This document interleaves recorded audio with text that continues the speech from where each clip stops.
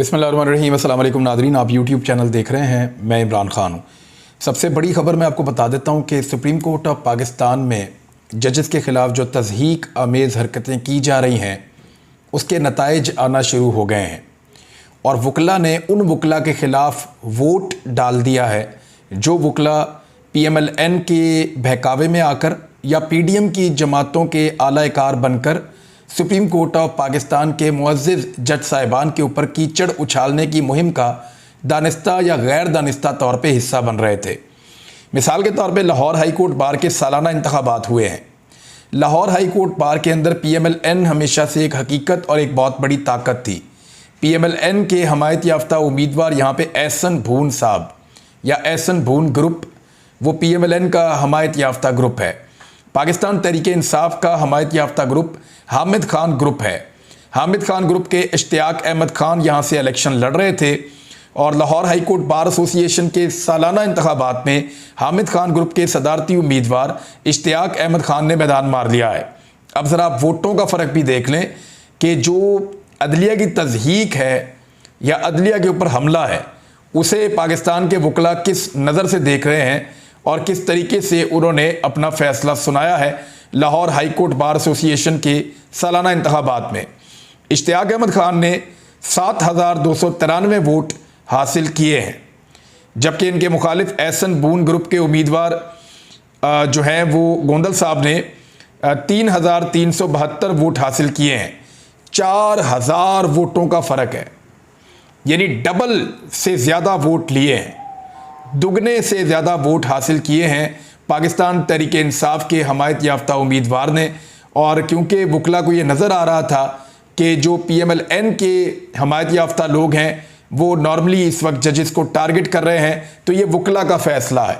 वकला अपनी जुडिशरी के साथ खड़े हैं। जस्टिस जनाब मज़ाहिर अली नकवी साहब के ख़िलाफ़ जिस किस्म की घटिया कंपेन की गई उसके बारे में अब कुछ हक़ाइक़ सामने आए हैं। उनकी साहबजादी को जो फ़ीस भेजी गई वो मुबैना तौर पे जो फैमिली ज़राए हैं वो कह रहे हैं उन्होंने अपने ज़ाती अकाउंट से वो पैसा भेजा था और वो उनके पैसे हैं और उसकी ट्रेल मौजूद है। जबकि उनका जो बड़ा घर जिसके बारे में सब बात कर रहे थे वो 4 कनाल का है और ये 2 मुख्तलिफ प्रॉपर्टीज़ को बेचने के बाद वो पैसे हासिल हुए जिनसे वो घर उन्होंने बनाया है। और इस्लामाबाद वाला जो उनका घर है वो उसी तरह है जैसे बाकी जजेस को वहाँ पर प्रॉपर्टी मिलती है। अब आप आ जाए कि कोई प्लाजा है या कोई ऐसी चीज़ है तो इसका डिनाइल आया है और फैमिली ज़राए ने ये कहा है कि ये सब झूठ है और ऐसी कोई चीज़ मौजूद नहीं है। ये सब कुछ क्यों किया जा रहा है, इसके बारे में इमरान खान साहब ने भी एक स्टेटमेंट दिया है और उन्होंने वजाहत की है कि एक्चुअली ये सब कुछ क्यों हो रहा है जो कुछ अदलिया के ख़िलाफ़ किया जा रहा है। PDM के सुप्रीम कोर्ट जजेस पर हमलों का वाहिद मकसद इलेक्शन से फ़रार है, ये इमरान खान साहब ने कहा है। ट्विटर पर अपने बयान में उन्होंने कहा कि PDM और मरीम नवाज़ की जानिब से सुप्रीम कोर्ट के जजेस पर शर्मनाक हमले बाकायदा मनसूबाबंदी के तहत किए जा रहे हैं।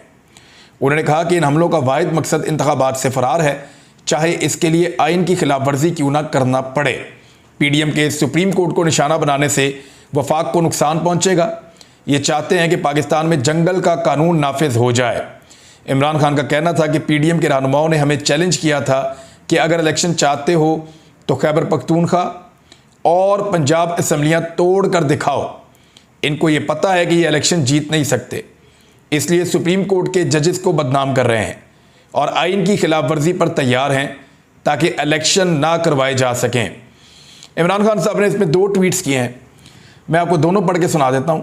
उन्होंने कहा कि PDM और करप्शन के पैसे पर पलने वाली एक बिगड़ी खातून मरियम के सुप्रीम कोर्ट के जजेस पर शर्मनाक और सोचे समझे हमलों का वाहिद हदफ इंतखाबात से फ़रार है। अगर ये आइन को रोंद कर ही हासिल हो, यानी अगर चाहे ये आइन को रोंद कर ही हासिल हो, सुप्रीम कोर्ट ऑफ पाकिस्तान पर हमलों से ये गिरोह पाकिस्तान में जंगल का कानून राइज करने के साथ वफाक को शदीद नुकसान पहुँचा रहा है और पंजाब की असम्बलियाँ तहलील, खैबर पख्तूनख्वा और पंजाब की असम्बलियाँ तहलील क़यादत, इन्होंने चैलेंज किया था, इनकी क़यादत ने, इमरान खान साहब ये कह रहे हैं। और वही बात है जो मैंने आपको ऊपर बताई।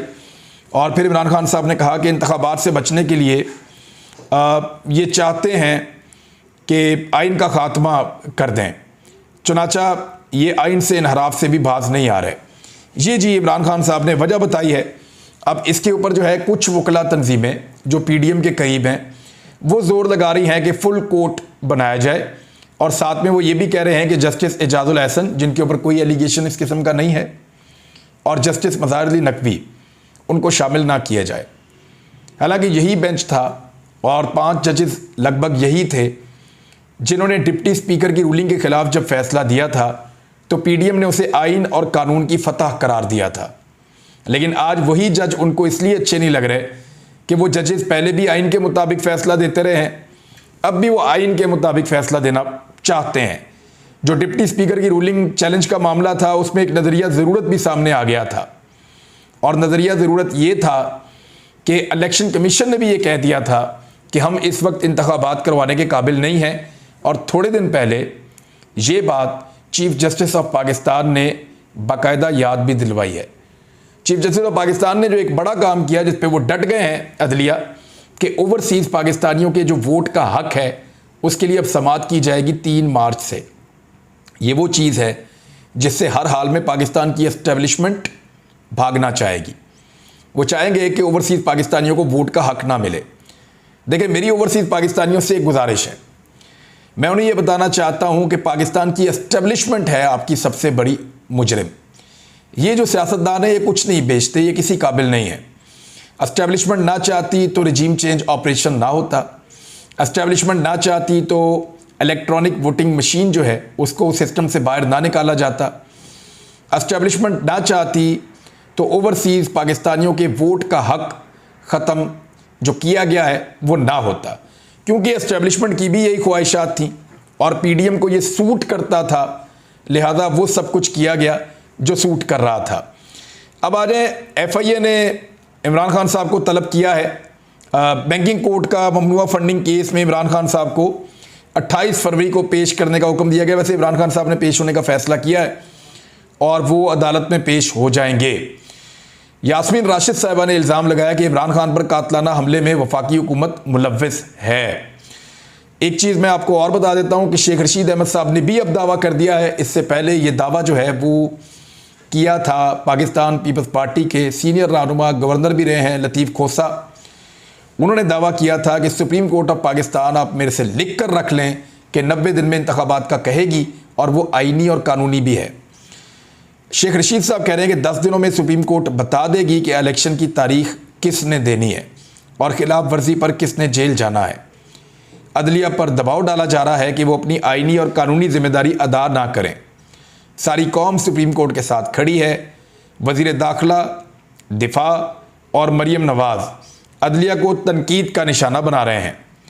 एपेक्स कमेटी कह रही है कि मुल्क की दाखिली अदम इस्तेहकाम का मुल्क इस वक्त मुतहम्मिल नहीं हो सकता, लेकिन ये नहीं बता रही कि इलेक्शन की तारीख किसने देनी है। फुल बेंच का मुतालबा करते हैं लेकिन 2 जजेस पर एतराज़ भी करते हैं। चचा के बचत का दावा भतीजी के 18 रुकनी, यानी चचा ने कहा है कि बचत करनी है और भतीजी जो है वो 18 पुलिस की गाड़ियों के ऊपर और स्क्वाड्स के साथ जो है वो घूम रही है पाकिस्तान में बगैर किसी ओहदे के। आज तक मरियम नवाज़ काउंसलर भी मुंतखब नहीं हुई।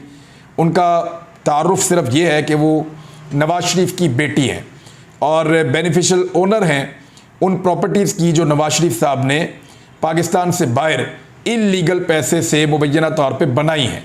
वो प्रॉपर्टीज़ जिनका मनी ट्रेल नवाज शरीफ साहब आज तक नहीं दे पाए हैं। मरियम नवाज़ उन प्रॉपर्टीज़ की बेनिफिशियल ओनर हैं, यानी उनकी फ़ायदा उठाने वाली खातून तो वही हैं।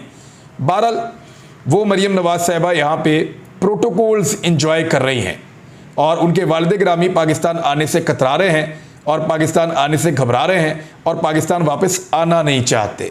अब कुछ खबरें हैं IMF के हवाले से कि IMF की एक बड़ी खौफनाक शर्त पाकिस्तानी हुकूमत ने मान ली है और शहबाज शरीफ साहब ने ये बात पब्लिकली की है कि IMF जो कहेगा, जैसे कहेगा, हम उसकी हर बात मान लेंगे क्योंकि ये वक्त हमने गुजारना है।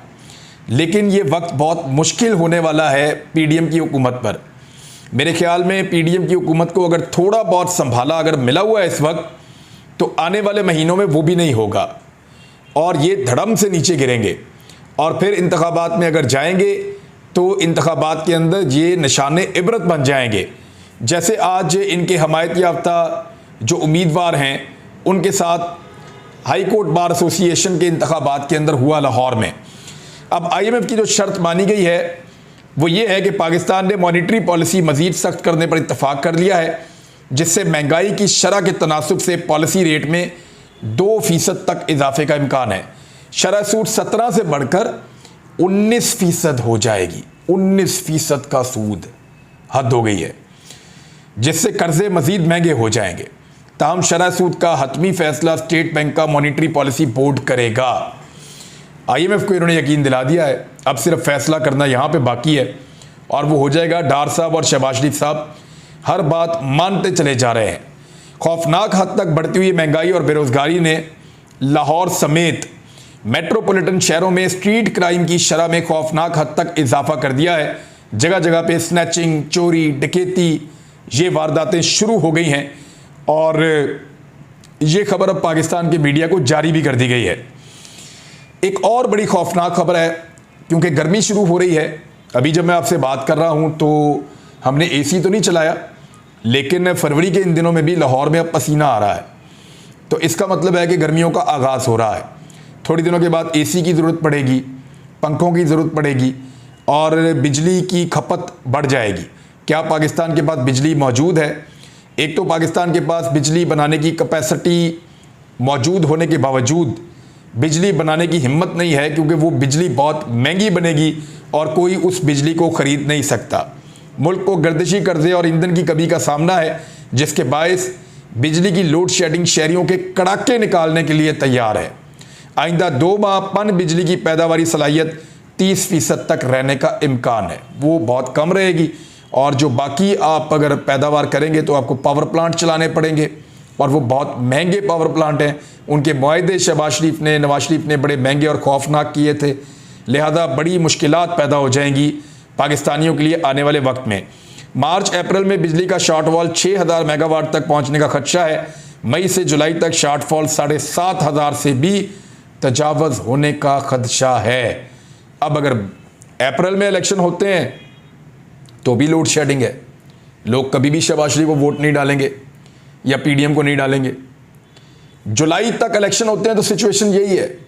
अब ये इलेक्शन को घसीट के क्या नवंबर दिसंबर तक ले जा सकते हैं?